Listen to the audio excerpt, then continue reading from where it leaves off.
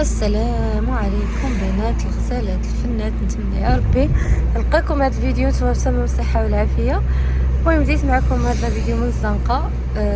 مؤخرا تعطلت بزاف ما حطيت لكم شي فيديو، ولكن والله البنات مع تماره وصافي وشغل راكم عارفين.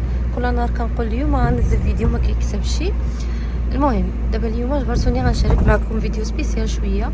جبرتوني دابا ماشيه للسوق، قلت لكم البنات دابا جبرتوني ماشيه للسوق. شوفوا الساعه دابا 8 وتقريبا 8 ونص. الحمد لله واخا الصيف باقا مشبره النظام ديالي كامل. دابا جبرتوني ماشيه للسوق باش ان شاء الله يا ربي غنرجع للنظام الصحي ديالي، حيت انا متبعه النظام الغذائي الصحي. مؤخرا كنت حبستو ودابا صافي قررت انني غنمشي للسوق نشري شي حويجات كان ناقصيني في الدار باش نرجع النظام ديالي كما كان. المهم غنشارك معكم التحضيرات المسبقه اللي كنعمل دائما قبل ما كل اسبوع تقريبا كنعمل على حساب الريجيم ديالي باش ما كنبقاش ناقص وناكل ليك. حيت البنات المشكل والغلط فين كيوقع هي النهار اللي ما كتجبر حتى شي حاجه عندك واجده، تما فين كيوقع العكس وكتقول اري نقضي باللي كان ولا اري ناكل مع الماكله اللي كياكلوه هما في الدار. فاحسن حاجه انا كنعملها هي كنعمل تحضيرات مسبقه، كنوجد فيهم كيك صحي بحال مثلا دابا الصيف غنوجد لي كلاص صحيين. المهم كنوجد اي حاجه صحيه اللي تقدر تعاوني باش ما نضطرش انني نمشي ناكل شي حاجه ماشي صحيه. المهم غنوريكم كل شيء، غنبريباري معكم كل شيء، وان شاء الله خليكم مع الفيديو باش نتوما الا كنتو عوانين تبداو الريجيم ان شاء الله ما تعاودوش عليه وترجعوا تبداو هكا. وحاجه اخرى البنات اللي نسيت ما قلت لكمش، المهم باش ما نخدموش عشوائيا احسن حاجه هي نعملوا واحد البروغرام شنو غناكلوا في السيمانه كامله. انا في اي نظام كنعمل كنحاول نخلي راسي واحد النهار كناكل فيه اي حاجه مشهيه خارج النظام الصحي. كنحاول نبقى في الاطار ان ناكل شي حاجه صحيه، يعني ما نغلطش بزاف، ولكن المهم عامله نهار في السيمانه كناكل فيه اي حاجه تشهيته. ولكن السيمانه كامله يعني 6 ايام اخرى كامله غنحاول هاد المره نعمل بروغرام باش ما نمشيش عشوائيا ونبقى كل مره في الحيره شنو غنطيب اليوم ولا شنو غنطيب غدا. المهم انا صراحه كنشوف هادشي هذا غيعاونني بزاف وان شاء الله. المهم اي حاجه تقدروا تستافدوا منها انا غنشاركها معكم في هذا الفيديو ولا في الفيديوهات القادمه ان شاء الله يا رب. المهم البنات هنا راه كنت مشيت للسوق ما صورت والو حيت السوق كان بدا كيعمر. هنا كانوا باقيين كيفرشوا كما كتشوفوا، ولكن واخا هيداك ملي دخلت السوق من داخل كان بدا كيعمر. صافي حيت التليفون وتسخرت، ولكن الا بغيتو مره اخرى واخا الزحام نحاول نشارك معكم كيفاش كيكون الجو في السوق. ها نتوما البنات هنا حتى دخلت للدار. دابا غنشارك معكم غير بالزربه شنو شريت هنا. المهم بالنسبه لي فخوي حيت اللي جيت نوريكم كل شيء غيمشي لي الوقت بزاف. بالنسبه لي فخوي جبت لافوكا، جبت الخوخ لان دابا هذا الموسم ديالو، ولا الشهديه ما عرفتش ما عقلتش بالضبط شنو جبت. وجبت حتى البطيخ، العنب، التفاح. صافي كل سيمانه خلاص لافوكا كنظن بلي قلت لكم جبت لافوكا، فرومبواز وفريسه عندي في كونجيلاتور الا احتاجتم شي حاجه. صافي هذه هي اللي فخوي اللي غناكل هاد السيمانه. هذه السيمانه الماجه غنبدل شويه، مثلا نقدر نجيب المانغ، الاناناس، كل سيمانه باش ما نملش. حتى الكميه ديال الفواكه راه كناكلها باعتدال، يعني ما كنحاول ما ناكلش كميه كبيره في النهار. يعني غنبقى ناخذها كسناك وصافي مره اولا هكا نحطها مع الفطور. بالنسبه للخضره جبت شامبينيون، لي زيبيناغ، جبت الكورجيت، جبت الجعده، الربيع، شويه الكرافس لحساب السوبه، القرعه حمراء. المهم تقريبا جبت شويه من كل حاجه. وكاين شي حوايج اللي كانوا باقيين عندي في الدار، بطاطا حلوه حتى هي كنستهلكها بزاف، فلفل الوان، دبنجال حتى هو حيت كنعملو في شحال من وصفه، كنعمل لي كراتان صحيين وداكشي حتى هما بقى نشاركهم معكم. صافي حاليا هادشي اللي جبت. صافي دابا غنمشي باش غنبدا بريباري معكم بريباراسيون هاد السيمانه هذه كامله ان شاء الله. يقدر هادشي يكفيني سيمانه، يقدر اكثر يقدر قل على حسب، ولكن انا غنحاول نقص حتى من كميه د الماكله، ناكل كميه متوازنه صافي اللي تعطي الجسم ديالي الطاقه النهار كامل ونعطي الاحتياجات الكافيه للجسم ديالي. كما قلت لكم انا ما متبعش زعما شي ريجيم قاسي جدا. قطعه 3 د الحاجات: السكر، الدقيق الابيض، والمقليات. يعني اي حاجه كناكلها بطريقه صحيه. هادشي اللي غتشوفوا معايا ان شاء الله في الفيديوهات الماجيه. هنا اول حاجه غنبدا بها غنسلق الكينوا. غنبدا بداكشي اللي كيتسلق هو الاول باش نخليه يبرد حتى هو. عاد من بعد غندوز الخضره ديالي كامله غنوجدها ونقطعها باش نعملها تبخر ونعملها في لي بوط ونعملها في النيبيران. المهم غنوريكم كيفاش غنحتفظ بها وغنوريكم حتى لا مارك ديال الكينوا اللي كنستعمل اللي هي هذه. انا غنوريها لكم. انا صراحه تقريبا مساهل كامله. المهم ها هي نحاول نبعد لكم هكا التليفون شويه باش تشوفوها. هي هذه الماركه ديال الكينوا اللي انا كنستعمل. كتجي ميلونج ما بين الكينوا اللي في النوار اولا المارون. ومهم كيجي ميلونج كبير بزاف الانواع د الكينوا. انا غنجبد لكم باش تشوفوا. كينوا الكحله، الكينوا اللي في المارون والكينوا البيضاء. شوف كتجي على هذا الشكل هذا. غنخلي الماء حتى يغلي مزيان. اصلا ما باقيليش هنا كميه كبيره ديال الكينوا. غنسلقها كامله موراها غنسلق شويه ديال ليبات ديال القمح وغنسلق شويه د الروز من الافضل خليه حتى تكونوا غتستعملوه عاد تسلقوه، ولكن انا غنعملو كسلطه. فلهذا ماشي مشكل انه يبقى بارد وغنستعملو ان شاء الله غدا. يعني في اول وجبه ديالي ان شاء الله يا ربي غنستعمل الكينوا، غنستعمل عفوا الرز.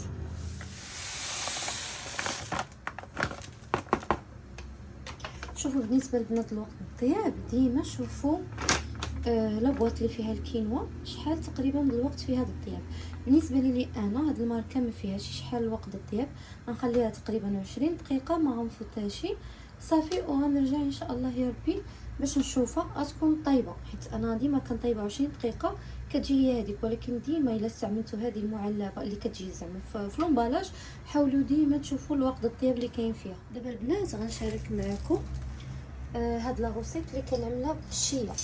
كتنفع يا اما الفطور يا اما كوتي. بالنسبه لي انا كنزيد معها لي فوي، مره كنزيد معها املو، كل مره شنو كنزيد معها.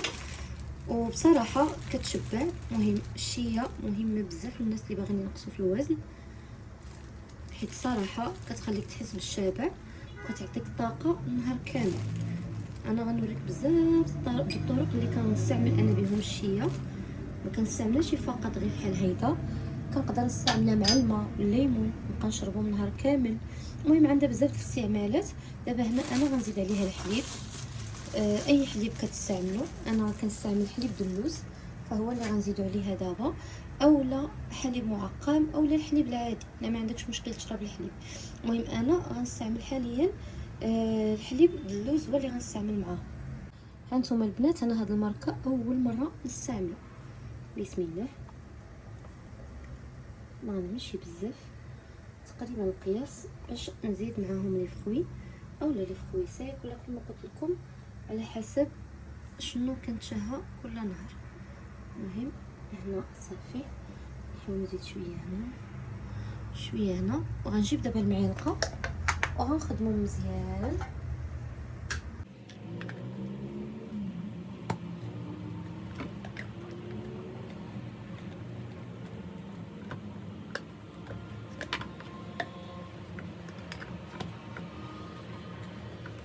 بالنسبه للبنات لطريقه الاحتفاظ فكنحتفظوا بهم في الثلاجه. ضروري تعملوهم في الثلاجه باش داك الحليب ما كيخسرش. كما قلت لكم كتبقى حتى 3 ايام ما كيوقع لها حتى شي حاجه وكتنفع بزاف في النظام الصحي ديالكم.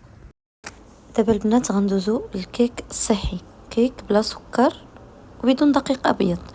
المهم هذا غيكون اول اقتراح في هذه السلسله هذه. هنا عندي 7 حبات التمر اللي كانوا عندي فاسقين شويه الماء سخون، عندي 2 بيضات، عندي قشور حامض وكاس الحليب. انا استعملت حليب دلوز اللي وريتكم. هنا عندي انا هاد الزيت بودر اليقطين، تقدروا تعملوه تقدروا تستغناو عليه. المهم اي زيت طبيعي عندكم تقدروا تعملوه. زيت العود كيجي المذاق ديالو شويه باين، هذا ما جاش باين مره. المهم صافي خدمت به حيت كان عندي. تقدروا تعملوا حتى زبده بلديه تذوبوها تعملوها. صافي طحنت المكونات ديالي مزيان بالميكسور. زديت كاس ونص د الطحين الزرع بالنخاله ديالو، دقيق القمح كامل بالنخاله ديالو. زديت نص كاس دلوز مطحون اولا بودره اللوز، نص كاس د الكركاع مهرمش، خميره د الحلوى، شويه بيكربونات اختياريين، شويه د الخل. صافي الخميره د الحلوى عملت غير 8 غرام. صافي الخليط كيكون على هذا الشكل هذا.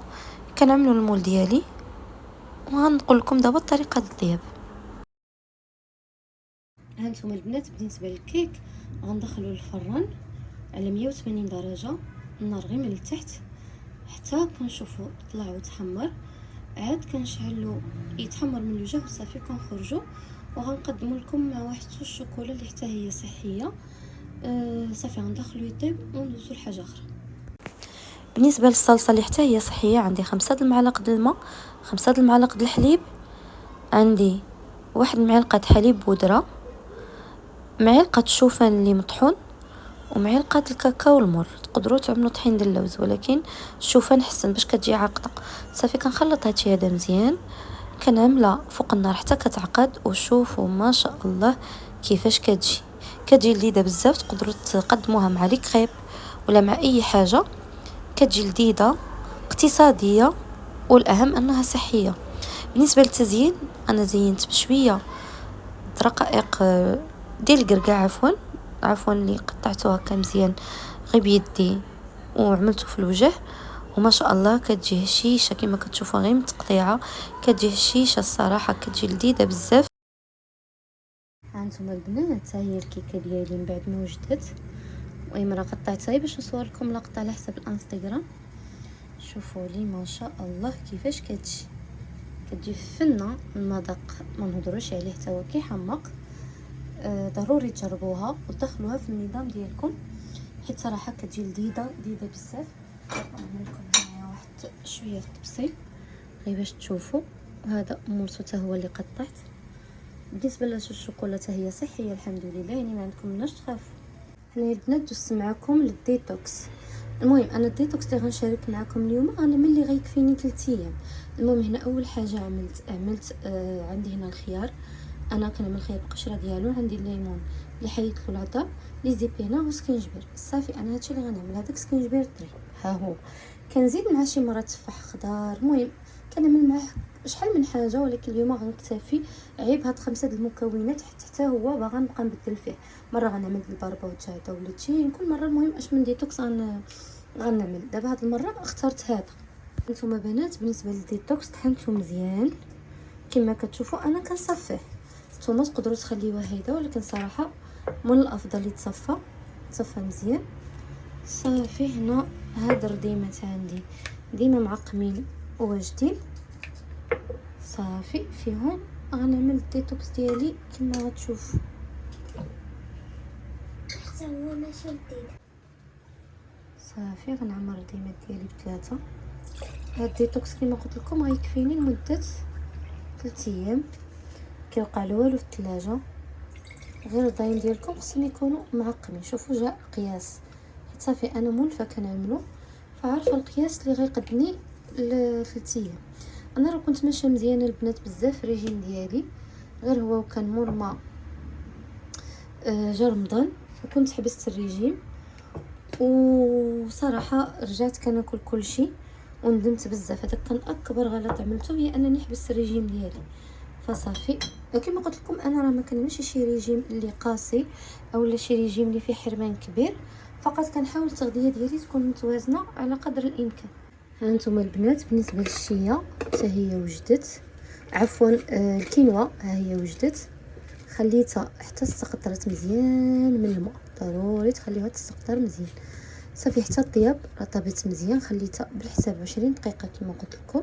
دابا غنخليها حتى تبرد تماما عاد باش نعملها ان شاء الله في النبيره. بالنسبه للخضره البنات اللي غنبخر، فانا حاليا غنكتفي بالجزر واللوبيا خضراء. انا عملنا شويه د الملحه باش ما تطيبش شي بصله. صافي من بعد بالنسبه للبنجال وفلفله فكنظن غنخليهم حتى النهار الثاني، عاد غنشويهم وغنحتفظ بهم حتى هما في بواطات باش نبقى ملي ننزل الطبق ديالي نشوف كل نهار شنو غنتشهى. نهار نعمل مثلا واحد الحاجه مهمه البنات دخلتها مؤخرا في النظام الصحي ديالي، واخا ما عنديش معاه، هي اللفت. اللفت هو راه كنبخرو وكنصوتيه وكناكلو. المذاق ديالو ماشي مزيون ولكن المنافع الصحيه ديالو كثيره، فان شاء الله حتى الا خرجت ولا شي حاجه غندوز باش نشري. دابا صافي غنغلق بالغلاقه وغنردو يتبخر. وعندي هنا كيطيب حتى الرز. ما نقدش ما يجيكمش الفيديو طويل بزاف حتى نسالي ونوريكم داكشي كامل اللي سلقت اللي وجدت. البنات بالنسبه للخضره ديالي حتى هي نخليها حتى تبرد تماما وغندوز باش نعملها نيشان في بواطه.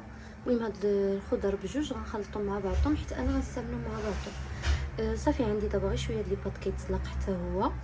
وان شاء الله الا بغيتو وعجبكم بحال هاد نوع الفيديوهات قولوها لي ونبقى نشارك معكم دائما بحال هاد الشيء.